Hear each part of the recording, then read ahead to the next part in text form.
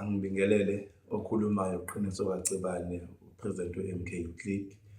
Ngibingelele ezinohlonze newspaper. Cha, nathi sithe sivele sabantu abasha be-MK Youth League sizogqugquzela abantu abasha ukuthi siya kuma-local government elections.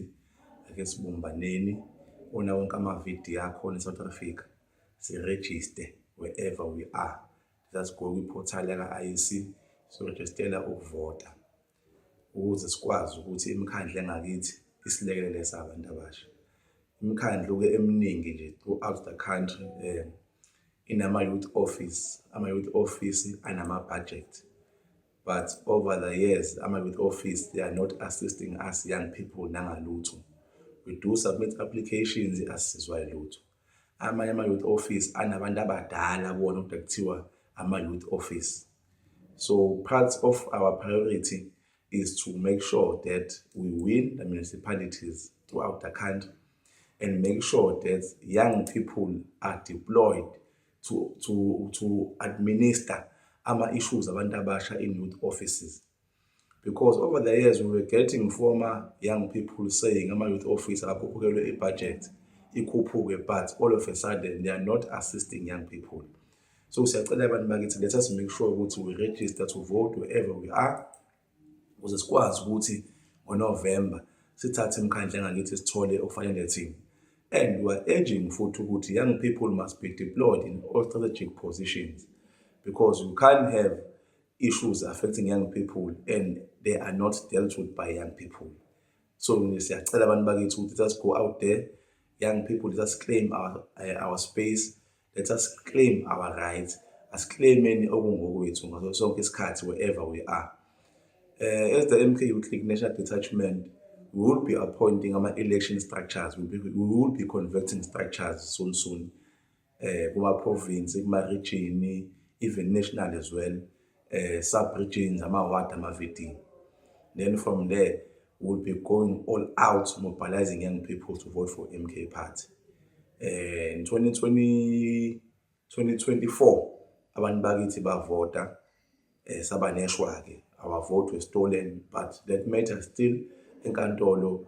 We are fighting for that case ukuthi justice must be served. As the MK Youth League National Detachment,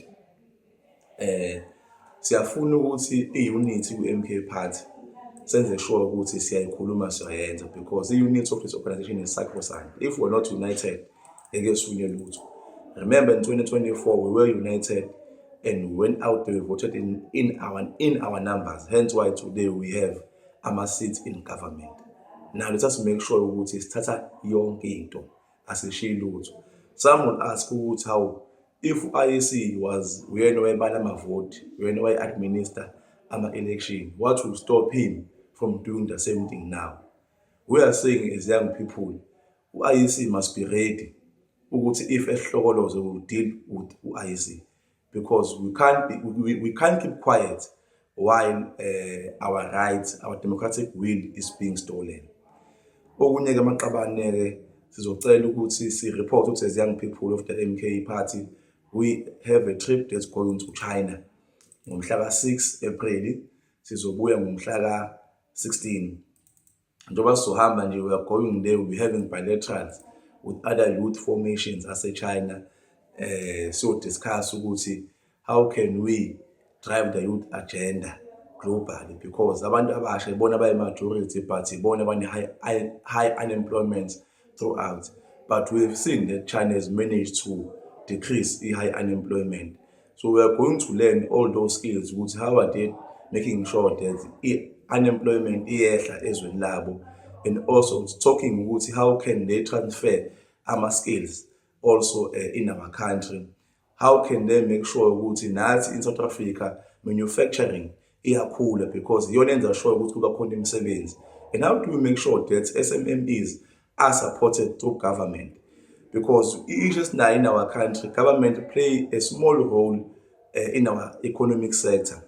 Now, knowing Chinese government play a huge role with economic sector.